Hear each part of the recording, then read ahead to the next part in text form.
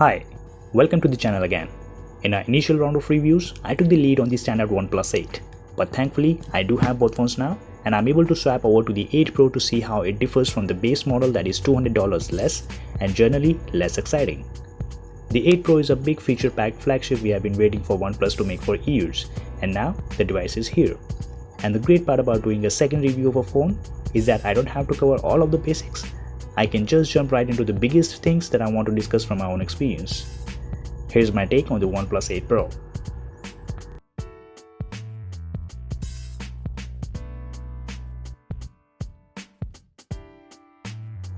OnePlus continues to deliver an exceptional smartphone experience when it comes to ease of use, consistent performance, and visual simplicity. That's something you can appreciate at any price, and OnePlus is the only company that side of Google that does things the right way in all of those categories. Oxygen OS didn't really change for the 8 Pro's release, but I don't care one bit. OnePlus thankfully shows restraint and chooses to only release features when they are ready and actually add value, not just because a new phone is coming out. And that means its software isn't bloated or filled with features for the sake of features. So you get a solid core set of very useful features and nothing else. Oxygen OS also makes it very simple to use the phone simply how it comes out of the box, without being annoyed by anything, while also still providing abundant options for customization if you want. You also get stellar performance from this software. I can't find any task or combination of tasks that cause even a hint of slowdown. Not a dropped frame, stutter, slowdown, hiccup, or any other descriptor. It's just rock solid at all times. And I really commend OnePlus for keeping up that performance for years as these phones get updated. It shows that you don't need to have the latest spec to have the best performance, though obviously the 8 Pro is filled with a healthy spec sheet.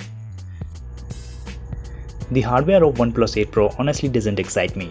It's right in line with any other high-end phone which is out in the market today, but the screen does stand out from the crowd.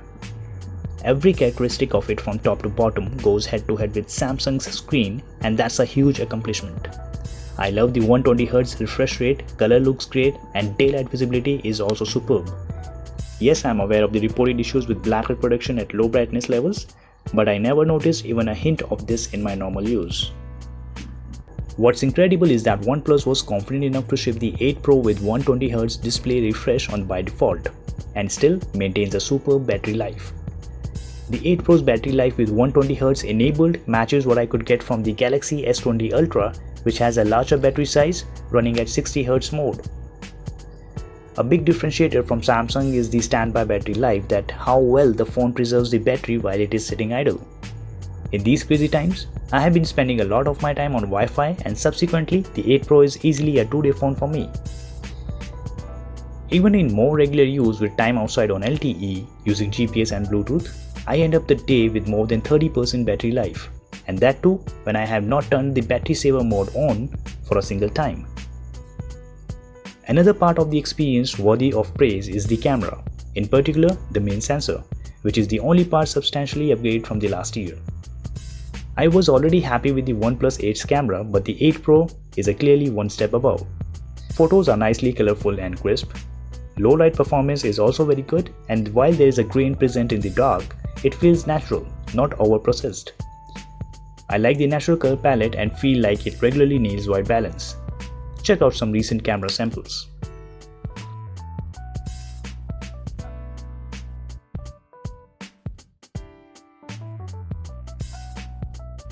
Much like the Galaxy S20 Ultra and other phones with a relatively huge camera sensor, the 8 Pro still suffers from soft photos and unexpectedly missed focus, which is annoying. Otherwise, shooting with OnePlus 8 Pro is great. Now let's do a review of what I don't like in OnePlus 8 Pro. The biggest issue with the OnePlus 8 Pro is its size.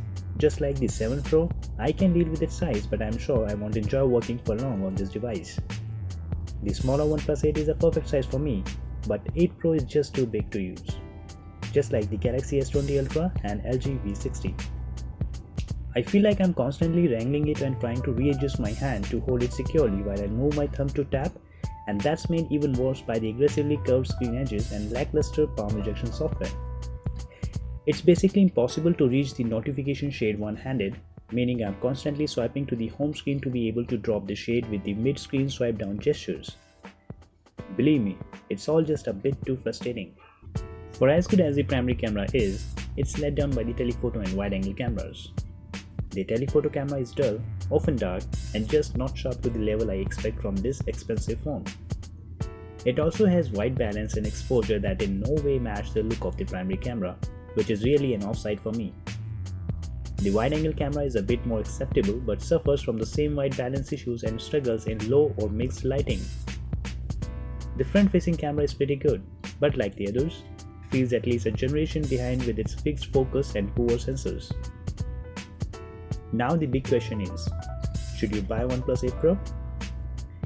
Despite not actually focusing on providing the best value and just giving us everything we have wanted from OnePlus phone, the 8 Pro does end up providing a really good value for money.